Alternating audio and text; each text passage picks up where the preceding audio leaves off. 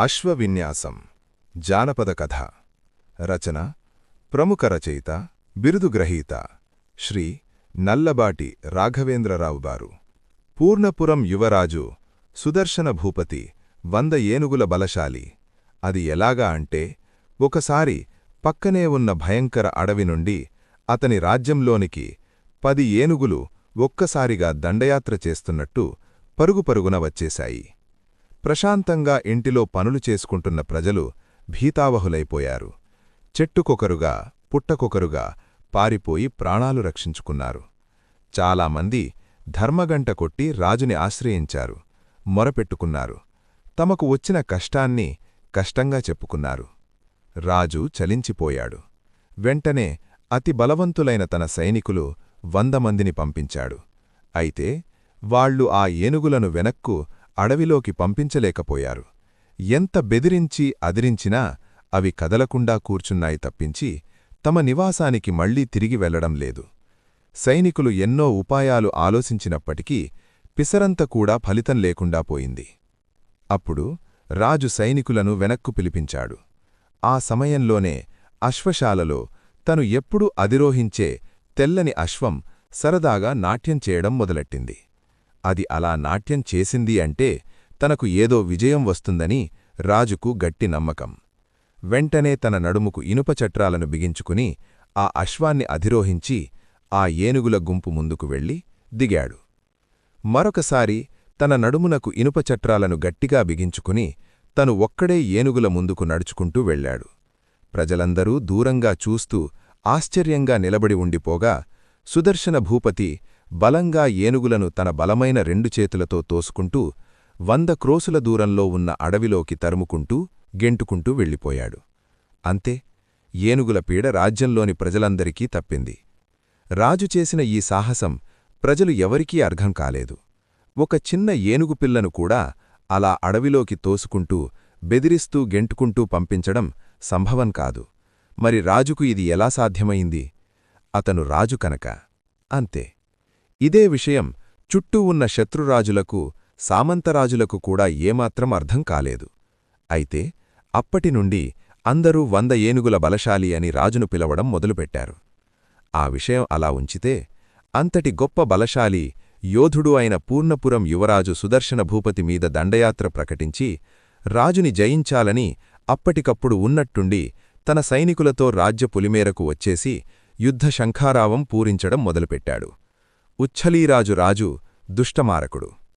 దుష్టమారకుడు అప్పటికప్పుడు కుతంత్రమైన పద్ధతిలో రాజనీతి పద్ధతులకు విరుద్ధంగా తనమీద యుద్ధం ప్రకటించినప్పటికీ ఎదురుదండయాత్రకు అప్పటికప్పుడు సన్నాహమై బయలుదేరాలని నిశ్చయించుకున్నాడు సుదర్శన భూపతిరాజు.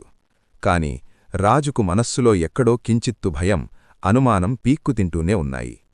ఎంతైనా అప్పటికప్పుడు యుద్ధమంటే ఎవరికైనా కష్టమే. సైనికులు సిద్ధం కావడానికి, వాళ్ల ఆయుధాలు సిద్ధం చేసుకోవడానికి, వాళ్ల రథాలు సక్రమ మార్గంలో పెట్టుకోవడానికి చాలా సమయం పడుతుంది. అలాంటిది అప్పటికప్పుడు యుద్ధమంటే? ఆ విషయంలో తన బలమైన సైనికులు కూడా కొంచెం వెనకడుగు వేస్తున్నట్టు అర్థమైంది మహారాజుకు. రాజుకూడా ఈ విషయం గురించి ఆలోచిస్తుండగా అతని తెల్లని పాలవన్నెల అశ్వం తన అశ్వశాలలో సరదాగా రాట్యం చేయడం మొదలెట్టింది. ఎప్పుడు యుద్ధానికి వెళ్లినా ఆ అశ్వమే రాజు అధిరోహించి వెళ్లే అశ్వం. అయితే ఆ అశ్వం అలా సరదాగా నాట్యం చేసిన ప్రతిసారీ రాజు వెళ్లిన ప్రతి యుద్ధమూ విజయమే మోసుకొచ్చింది. అయితే అప్పటి ఆ విషయం వేరే. సైనికులు సిద్ధంగా ఉండేవారు, దాంతో విజయం వచ్చేది. ఇప్పటి విషయం వేరే. ఇది ఇప్పటికిప్పుడు యుద్ధం. రాజు విషయం అర్థంకాక నెమ్మదిగా సైనికులను వదిలి అశ్వం ఉన్న అశ్వశాలకు చేరాడు. అయితే అశ్వం సరదాగా చెవులు తలా అడిస్తూ ఏదో చెబుతున్నట్టు రాజుకు అనిపించింది. ఎంతకీ దాని భాష రాజుకు అర్థం కాలేదు. అయితే ఒకటి మాత్రం ఖాయమని నిశ్చయించుకున్నాడు.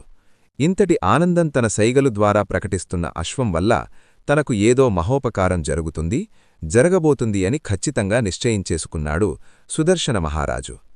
ఏముంది, సృష్టిలో ఊహించని సంఘటనలు ఎన్నో జరగవచ్చు కదా. ఆ తెల్లని పాలవన్నెల అశ్వం ఆగకుండా ఇంకా అలాగే తన ఆనందాన్ని వ్యక్తం చేస్తుండడంతో రాజు ఒక్కడే తను కూడా ఆనందంగా అశ్వాన్ని అధిరోహించి సైనికులను రావద్దని చెప్పి యుద్ధప్రదేశానికి బయలుదేరాడు. ఎందరు ప్రధానమంత్రులు, జ్ఞానబోధకులు వారిస్తున్నప్పటికీ కనీసం అతని చేతిలో ఖడ్గం కూడా లేదు. ఇక్కడే ఒక చిత్రం జరిగింది. అతని పాలవన్నెల అశ్వం శత్రురాజైన దుష్టమారకుణ్ణి గురిచూసి వస్తున్నప్పటికీ అతని వెనుక సైనికులు ఎవరూ రావడం లేదేమిటి అని శత్రురాజు అనుమానపడ్డాడు. ఏదో కొత్తరకం యుద్ధతంత్రంలాగా అనిపించిందతనికి. పూర్ణపురం యువరాజుని, అతని బలాన్ని, ఆలోచనలని అంత తక్కువగా అంచనా వేయడానికి వీల్లేదని నిశ్చయించుకున్నాడు శత్రురాజు దుష్టమారకుడు. ఇక్కడ యుద్ధభూమికి తాను ఒక్కడిగా తరలివస్తున్న పూర్ణపురం యువరాజు గత దశాబ్దకాలంలో తనకు విజయాలను మూటకట్టిన ఆ బంగారు అశ్వాన్ని, దాని ఆలోచనలను, దాని బలాన్ని అంత తక్కువగా అంచనా వేయడానికి వీల్లేదని మనసులో తనుకూడా నిర్ధారించుకుని సవారీ చేస్తూ యుద్ధభూమికి ప్రవేశించేశాడు. శత్రురాజు కంగారుపడ్డాడు. తలపడకుండా తడబడ్డాడు. అతని కూడవచ్చిన సైనికుల పరిస్థితి కూడా అదే విధంగా ఉంది. పూర్ణపురం యువరాజు ఆలోచన ఏమిటి చెప్పుమా అంటూ యుద్ధం చేయడం మానేసి అతని చర్యను అలా పరికించి చూడడం మొదలుపెట్టారు. ఇప్పుడే ఆ పాలవన్నెల అశ్వం తన మేధోశక్తిని ప్రదర్శించినట్టనిపించింది సుదర్శన మహారాజుకు. ఆ అశ్వం అతి వేగంగా సుదర్శన చక్రంలా శత్రురాజును, శత్రు సైనికులను దాటి ఇంకా అతివేగంగా ఎక్కడికో వెళ్ళిపోతుంది. శరవేగంగా ఇంకా ఇంకా ముందుకు దూసుకుపోతోంది. ఆ యుద్ధ కౌటిల్యత దుష్టమారకుడికి, అతని సైన్యానికి అర్థం కాలేదు. రాజు భయపడి తన గుర్రం ఎక్కి రాజ్యం వదిలి పారిపోతున్నాడా అంటే 100 ఏనుగుల బలశాలి అయిన రాజు అలా ఎందుకు పారిపోతాడు? అమ్మో, ఇక్కడేదో జరుగుతుంది, మనం అనవసరంగా ఇలా ఆలోచిస్తూ కూర్చుంటే రాజు వెనకకు తిరిగివచ్చి వేలాది సైనికులతో, కొత్తరకం యుద్ధ కౌటిల్యతతో తన సైన్యం అందర్నీ సంహరించి నన్ను కూడా చంపేస్తాడేమో అని నిశ్చయించేసుకున్నాడు శత్రురాజు దుష్టమారకుడు. తత్తరబిత్తరపడ్డాడు. ఇదేదో గమ్మత్తు యుద్ధవిద్యలాగా ఉంది, వామ్మో అని దుష్టమారకుడు మళ్లీ మళ్లీ కంగారుపడి, బెంబేలుపడి సుదర్శన యువరాజు ఏ పక్కనుంచి దూసుకువచ్చి తనను సంహరిస్తాడో అన్న విషయం అర్థంకాక తికమకపడి, మకతికపడి తన సైన్యంతో వెనుతిరగడంతో ఆ ప్రదేశం ప్రశాంతమైపోయింది ఘడియల వ్యవధిలో. సుదర్శన యువరాజుకు శతకోటి విద్యలతో పాటు మితిమీరిన వేగంతో పోతున్న అశ్వాన్ని కళ్లెంతో బిగబట్టి తన అదుపులో పెట్టుకోగలిగే నేర్పు ఉన్నప్పటికీ ఆ సమయంలో అశ్వం తన మాట వినకపోవడం వల్ల జరిగిన ఈ పరిణామానికి చాలా దూరం అశ్వం మీద యుద్ధభూమిని, యుద్ధ సైనికులను వదిలి దూసుకుపోయి చివరికి వెనక్కు తిరిగి వచ్చిన సుదర్శన మహారాజు ముందు గడబిడిపడినప్పటికీ ఆ యుద్ధప్రదేశంలోని శత్రు సైనికులు, శత్రురాజు మరో మార్గంగుండా కంగారుపడి ఎక్కడికో వెళ్ళిపోయినట్టు గ్రహించుకుని ప్రస్తుతానికి యుద్ధం ప్రశాంతపడినందుకు సంతోషించి తాను ఒక్కడే తన పాలవన్నెల తెల్లని అశ్వంతో వెనుతిరిగి తన రాజ్యానికి చేరుకున్నాడు. చేరుకుని తన మందిరంలో విశ్రాంతి తీసుకుంటున్న సుదర్శన మహారాజుకు ఈ చిత్రవిచిత్ర సంఘటన అసలు అంతుపట్టలేదు. ఇది ఒక కల లేక యథార్థమా అతను తెలుసుకోలేకపోతున్నాడు. ప్రశాంతంగా పడుకుని ఆలోచిస్తున్న అతనికి మాత్రం కాసేపటికి విషయం అర్థమైంది. యుద్ధానికి వచ్చిన ఒక శత్రువు రాజుకి మంది మార్బలం, కత్తి, ఢాలు కాదు, కావలసింది ఆలోచన శక్తి ఉండాలి. అంతకుమించి గుండె ధైర్యం, గుండె బలం ఉండాలి. ముఖ్యంగా తన మీద తనకు అనుమానం లేని నమ్మకం ఉండాలి. సూక్ష్మ ఆలోచన శక్తి ఉండాలి. దుష్టబుద్ధితో అప్పటికప్పుడు యుద్ధానికి వచ్చిన ఆ శత్రురాజుకు దుష్టమారకుడికే కాదు, ఎవరికీ అవేవీ ఉండవు. అదే కనిపెట్టింది తన బంగారు పాలవన్నెల అశ్వం, తన అశ్వశక్తితో, అశ్వ ఆలోచన పటిమతో.